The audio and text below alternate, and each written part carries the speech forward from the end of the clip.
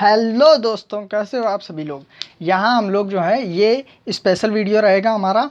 ठीक है, जैसे कि हम लोग पता है हम लोग नेवी एमआर के प्रैक्टिस सेट हो चुके हैं। हम लोगों के 15 प्रैक्टिस सेट कंप्लीट हो चुके हैं। ठीक है, अब हम लोग जो है अच्छा मेरे एक मतलब एक दोस्त हैं, स्टूडेंट हैं दोस्त, वो रामानंद। उन्होंने मुझे कहा था कि मतलब प्रॉफिट एंड लॉस पे एक वीडियो बनाने को। तो ये जो है आज हम लोग शुरू करने वाले हैं प्रॉफिट एंड लॉस। ठीक है, तो प्रॉफिट एंड लॉस इसमें कई सारे वीडियो बनेंगे। ठीक है बच्चों, हो सकता है कि 4-5 ऐसे ही वीडियो बनेंगे। तो इसमें जो ये वाला वीडियो, ये पहला वीडियो है, इसमें हम लोग जितने भी फॉर्मूला होंगे उनको हम लोग समझेंगे। ठीक है, ये होता क्या है प्रॉफिट एंड लॉस, ये हम लोगों को अच्छे से समझना है। ठीक है, और बेसिक से लेके चलेंगे। ठीक है, तो जिन लोगों को आता है अच्छी बात है, जिन लोगों को नहीं आता है और भी अच्छी बात है। ठीक है, तो चलिए शुरू करते हैं। आप लोग समझने की पूरी पूरी कोशिश करिएगा। ठीक है, और देखिए मैं लिखूंगा कम, बोलूंगा ज़्यादा, तो मेरी बातों पर ध्यान दीजिएगा। ठीक है, जो मैं कहता जाऊँ वो लिखते जाइएगा। ठीक है, सबसे पहले इसमें हम लोगों को पढ़ना क्या होता है ये जान लीजिए। यहाँ मैं बता देता हूँ। इसमें एक होता है क्रय मूल्य, इसे हम लोग कहते हैं कॉस्ट प्राइस। ठीक है, CP। एक होता है विक्रय मूल्य, इसे हम लोग कहते हैं सेलिंग प्राइस, SP। ठीक है, और एक होता है अंकित मूल्य, इसे हम लोग कहते हैं मार्क प्राइस। ठीक है, MP इसे कहते हैं मार्क प्राइस। ठीक है, दिख रहा है आप लोगों को? थोड़ा और जूम करना पड़ेगा। आई होप दिख रहा होगा आप लोगों को। ठीक है, और फिर एक होता है लाभ, एक होता है हानि, तो वो तो मेन ही है। बस इतनी चीज़ें हैं, इतने ही लोगों पर। एक होता है बट्टा, एक होता है बट्टा। ठीक है, तो चलिए वीडियो शुरू करते हैं। तो सबसे पहले हम लोग बच्चों ये जानेंगे, एक मिनट थोड़ा और जूम कर दूं। हाँ, सबसे पहले हम लोग ये जानेंगे कि क्रय मूल्य क्या होता है। तो चलिए पहले हम जानते हैं क्रय मूल्य। क्रय मूल्य को इंग्लिश में कहते हैं कॉस्ट प्राइस, CP से इसे दर्शाते हैं। ठीक है, ये क्या होता है तो ध्यान रखिएगा बच्चों, कॉस्ट प्राइस वह मूल्य जिस पे वस्तु खरीदी जाती है। समझे? जैसे कि अभी मैं बताता हूँ, वह मूल्य जिस पे वस्तु खरीदी जाती है। अपनी भाषा में ये लिखने की कोशिश करिएगा, ज़्यादा अच्छा रहेगा। ठीक है, क्योंकि जो इंसान खुद से बड़ा टीचर नहीं होता है, आप लोग समझ रहे हैं ना। तो अपनी भाषा में लिखने की कोशिश करिएगा, समझिए। एक टीचर से अच्छी बात है, लेकिन लिखने की नोट्स आप खुद ही अपने हिसाब से बनाइए। ठीक है, ये होता है पढ़ने का तरीका।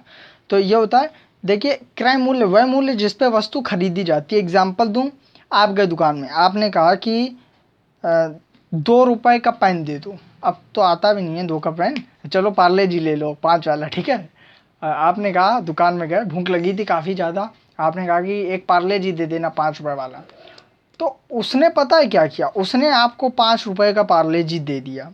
तो वो जो 5 रुपए का पार्ले जी आपने लिया, उस समय जो लिया आपने 5 रुपए का पार्ले जी लिया, तो वो जो पार्ले जी लिया है आपने, वो क्रय मूल्य मान लीजिए, वो पार्ले जी लिया है आपने। ठीक है, तो वो जो पार्ले जी लिया है, कोई चीज़, देखिए कोई वस्तु या कोई मूल्य जिस पे ली जाती है, वह मूल्य जिस पे वस्तु ली जाती है। जैसे आपने 5 रुपए दिए, वो पार्ले जी ले लिया, तो वो CP से आपने लिया। क्या लिया? CP से।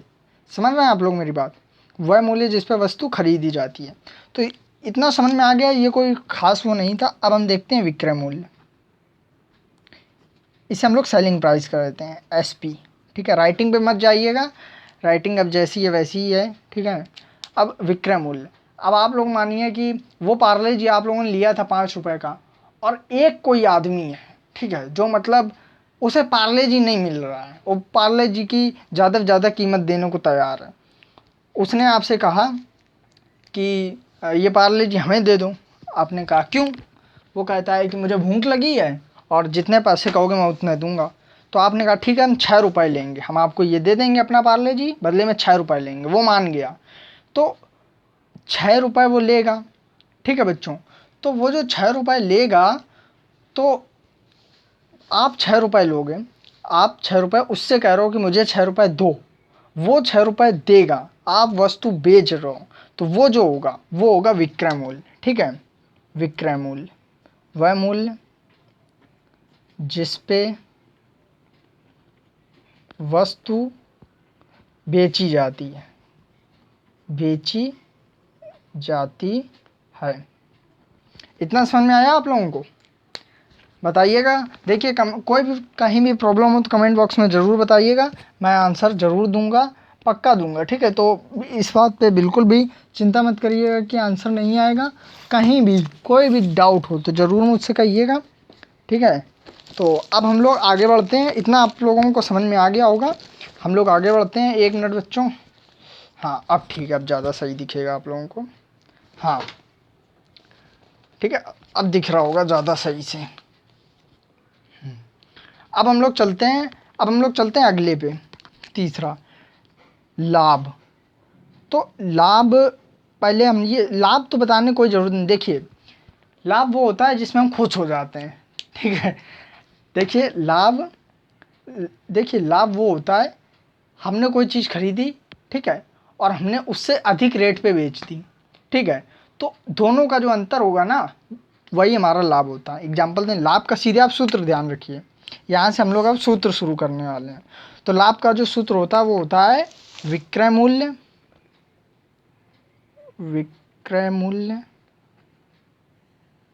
इसे हम लोग कहते हैं एसपी।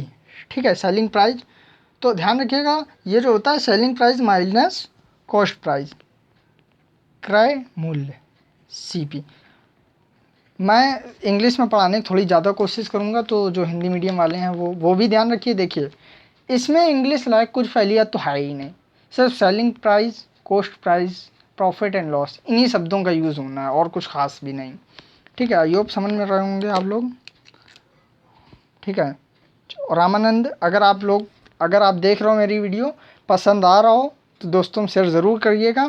ठीक है, चलिए आगे हम लोग बढ़ते हैं। लाभ का हो गया ये विक्रय मूल्य माइनस क्रय मूल्य। ठीक है, एसपी माइनस सीपी।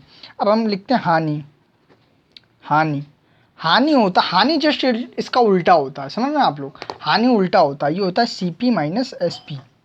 अब मैं ऐसे लिखूं तो काम चलेगा? आई होप इतना तो आप लोग समझेंगे ही। अगले पे हम लोग चलते हैं। अब यहाँ से हम लोग जो है मतलब सूत्र निकालेंगे लाभ प्रतिशत का। क्या निकालेंगे बच्चों? लाभ प्रतिशत का। ठीक है, चलिए निकालते हैं हम लोग। लाभ प्रतिशत बराबर जो सूत्र होता है वो होता है लाभ प्रॉफिट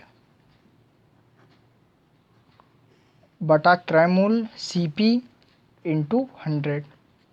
ठीक है, हिंदी मीडियम वाले लाभ प्रतिशत बराबर लाभ बटा क्रय मूल्य गुणा 100। ठीक है, इतना समझ में आया? हाँ, अगले पे हम चलते हैं, छठवां। अगला है हानि प्रतिशत। ठीक है, हानि प्रतिशत होता है हानि लॉस बटा सीपी इंटू 100। ठीक है, ये हो गया। अगले पे हम लोग चलते हैं। अगला एक, वैसे तो मेन तो यही है 2-3, और मैं ध्यान करूं, और हाँ, और अब जो है अब थोड़े से चेंज होंगे। कैसे? एक, अब मैं जो जिस तरीके से क्वेश्चन बनते हैं तो वो बता दूं, ये बेसिक था। ठीक है बच्चों, ये हमारा बेसिक था। अब हम लोग आगे बढ़ते हैं, तो शुरू करते हैं। अब हम लोग अगला यहाँ पे लिख लीजिए आप, 1 मिनट, 7वां नंबर देख लीजिए। यदि यहाँ एक रूल चलता है, रूल भी चलेगा, कॉन्सेप्ट भी चलेगा। ये रूल आप लोग ध्यान रखिएगा, रूल कह सकते हैं ये। ठीक है, ये है यदि, 1 मिनट में पेन का कलर चेंज कर लूँ। अरे यार पेन, चलो इसी से लिख लेते हैं। यदि एक्स वस्तुओं का क्रय मूल्य वाई वस्तु के विक्रय मूल्य के बराबर है तो प्रतिशत लाभ या हानि। देखिए इसमें कई क्या रहा है, मैं बता देता हूँ कि इसमें ये होता है बच्चों, इस तरह से क्वेश्चन बहुत बनते हैं कि 5 वस्तुओं का क्रय मूल्य 6 वस्तुओं के विक्रय मूल्य के बराबर है, तो प्रतिशत लाभ या हानि बताओ। इस तरह के क्वेश्चन आप लोग समझ रहे हैं? आई होप आप लोगों को समझ में आ रहा होगा। तो इस तरह से क्वेश्चन बनते हैं। तो इस तरह से क्वेश्चन बनते हैं, तो बस इसका जो सूत्र होता है बच्चों वो ध्यान रखिएगा। और हाँ, इसको आप लोग नोट्स ज़रूर करते रहिएगा, कोई भी सूत्र हो, ठीक है, कोई भी सूत्र हो आप लोग नोट ज़रूर करिएगा, क्योंकि बिना नोट किए कुछ नहीं होता है, ठीक है। बहुत सिंपल सा सूत्र है ये एक्स, ये तो आप लोगों को पता ही होगा शायद, ये तो पता ही होगा, ये शायद कक्षा 8 में था जहाँ तक मुझे याद है, ठीक है। अगले पे हम लोग चलते हैं। अब 8 में था, और एक मैं याद कर लूँ, और एक सूत्र बनता है, हाँ एक ये सूत्र बनता है, ध्यान रखिएगा, ये भी बहुत इम्पोर्टेंट है और कई बार पेपरों में आ जाता है, ठीक है। ये बनता है एक्स वस्तुओं को बेचकर वाई वस्तुओं, राइटिंग अगर प्रॉब्लम लग रही हो तो सॉरी, रियली सॉरी, पर अब राइटिंग में मैं कुछ नहीं कर सकता हूँ, जो है आप देख लीजिए, ठीक है। के विक्रय मूल्य के बराबर लाभ हानि प्राप्त होती है, तो प्रतिशत लाभ हानि। ये जो होता है प्रतिशत लाभ या हानि, तो इसका जो सूत्र होता है वो होता है बच्चों y/x + -y × 100। मैं समझा देता हूँ, देखिए x वस्तुओं को बेचकर y वस्तुओं विक्रय मूल्य के बराबर लाभ हानि प्राप्त। ध्यान रखिए इस तरह के क्वेश्चन ये बनते हैं कि इस तरह के ये बनते हैं कि मान लीजिए 5 वस्तुओं को बेचकर, ठीक है, 6 वस्तुओं के विक्रय मूल्य के बराबर लाभ होता है, तो प्रतिशत लाभ या हानि बताइए। ध्यान रखिएगा जब भी लाभ पूछे तो प्लस कर देना है, हानि पूछे तो अपने हिसाब से माइनस कर लेना। अगर प्लस होगा तो प्लस, हानि लाभ होगा तो प्लस, हानि होगी तो माइनस। इतना आप लोग ध्यान रखिएगा। समझ में आ रहा है आप लोगों को? तो ये प्लस माइनस जो है जैसे क्वेश्चन पूछेगा वैसे हम लोग इसे लगा देंगे, ठीक है। इतना समझ में आ रहा है? कहीं कोई प्रॉब्लम, कहीं कोई प्रॉब्लम हो तो बताइएगा। साफ दिख रहा है बच्चों? पहले ये बताइए, साफ दिख रहा है? 1 मिनट, अब थोड़ा ज़्यादा साफ दिख रहा है मेरे हिसाब से ना, थोड़ी और ऊंचाई बढ़ानी पड़ेगी ना बच्चों। तो 1 मिनट और रुकिए, बस 1 मिनट।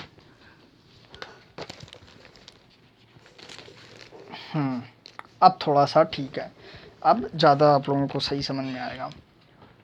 13 मिनट का वीडियो हो गया है, इसमें हम लोग सिर्फ सूत्र रखेंगे। 9वां नंबर देख लेते हैं। तो एक तरह का और क्वेश्चन बनता है, शायद आप लोगों ने देखा होगा कि उसमें ये पूछता है कि 2 वस्तुओं के विक्रय मूल्य समान है, तो एक वस्तु पे x% लाभ, दूसरी वस्तु पे x% हानि होती है। जब 2 वस्तुओं का SP समान हो, सेलिंग प्राइस इक्वल हो, तथा एक वस्तु, थोड़ा मैं कम जूम कर दूंगा, ज़्यादा जूम हो गया शायद, हाँ अब ठीक है, हाँ अब ठीक है। जब 2 वस्तुओं का विक्रय मूल्य होता है SP समान हो, तथा एक वस्तु x% लाभ, x% प्रॉफिट, तथा दूसरी वस्तु x% लेस, लॉस, हानि पर हो, ठीक है। एक x% लाभ पर हो, दूसरी x% हानि पर हो, तब जो हमारा लाभ या हानि प्रतिशत होता है, ठीक है, ध्यान रखिएगा, जब हो तब कह सकते हैं कुल।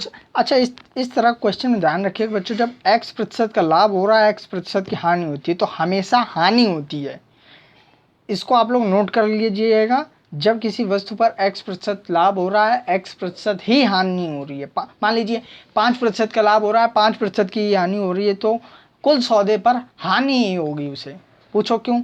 5 में हमने खरीदा, 5 में बेच दिया, ठीक है, और बाद में पता चला कि उसको हमें घाटे पे गए। क्यों? क्योंकि हमने वो 5 का खरीदा था, लेकिन उसकी कीमत हो गई थी तब 6। समझ रहे हैं? 6 में हो गई थी, हमने 4 में बेच दिया, तो साफ साफ लॉस हो रहा। समझ रहे होंगे आप लोग। तब कुल सौदे में हानि प्रतिशत बराबर, बहुत सिंपल होता है, मतलब x²/100%, ये आ जाएगा हमारा आंसर, x²/100%। समझ में आ रहा है? थोड़ा दिख रहा है? हाँ, दिख रहा है आप लोगों को। अब मैं फिर से इसे समझा देता हूँ, अगर ना समझ में आया हो। अगर कोई वस्तु पे जितने प्रतिशत का लाभ हो रहा है, उतने ही प्रतिशत की हानि हो रही है, तो उसे x²/100 कर देंगे, लेकिन होगी हानि। ऑप्शन में दिया होगा हानि लाभ, लेकिन होगी हानि। आई होप समझ में आ रहा होगा। हम लोग चलते हैं अगले पे, 10वां, ठीक है, 10वें पे हम लोग चलते हैं। 10वां है, तो एक और तरह से बनते हैं कि देखिए, एक जो सूत्र बनता है वो बनता है कि x में y की दर से खरीदी गई, देखिए कुछ वस्तुएं x में, x रुपए में लिख लो, x रुपए में y की दर से खरीदी जाती हैं, और y रुपए में x की दर से बेची जाती है।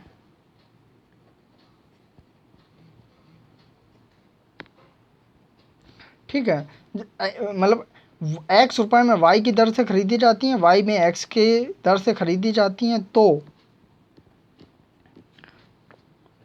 पूरे लेन देन में लाभ या हानि बराबर। तो पूरे लेन देन में लाभ या हानि बराबर जो होगा वो होगा हमारा y² - x² बटा x² इंटू 100। समझ में आ रहा है आप लोगों को? इसको मैं समझा देता हूँ आप लोगों को। देखिए, इसमें कह रहा है, 1 मिनट, इसमें कह रहा है कि कुछ वस्तुओं x रुपए में y की दर से, मान लीजिए 5 रुपए में 4 वस्तुएं खरीदी जाती हैं और 8 रुपए में 6 वस्तुएं बेच दी जाती हैं। इस तरह के क्वेश्चन में y² - x² upon x² into 100 कर लेते हैं। ठीक है, इन सबको मैं बताऊंगा, आप लोग चिंता मत करिए। फिलहाल आप लोग जो है सूत्र लिख लीजिए, कल हम लोग इसे अच्छे से एक्सप्लेन करेंगे। ठीक है, और एक अब बनता है बेईमान विक्रेता पर आधारित जो प्रश्न होते हैं उनमें। तो जब जो है बेईमान विक्रेता वस्तु कम कर देता है, वस्तु को कम करके तौलता है, तब लाभ प्रतिशत बराबर। तो ध्यान रखिएगा, तब लाभ प्रतिशत होता है त्रुटि बटे सही मान माइनस त्रुटि इंटू 100। ये रहता है हमारा सूत्र। आई होप समझ में आ रहा होगा। तो आज के लिए इतना ही रखते हैं। कहीं भी कोई भी दिक्कत हो तो बताइएगा, खासकर आप रामानंद। ठीक है, तो जो है अगले वीडियो में मिलते हैं। और राइटिंग ना समझ में आ रही हो तो थोड़ा आप लोग मैनेज करिएगा।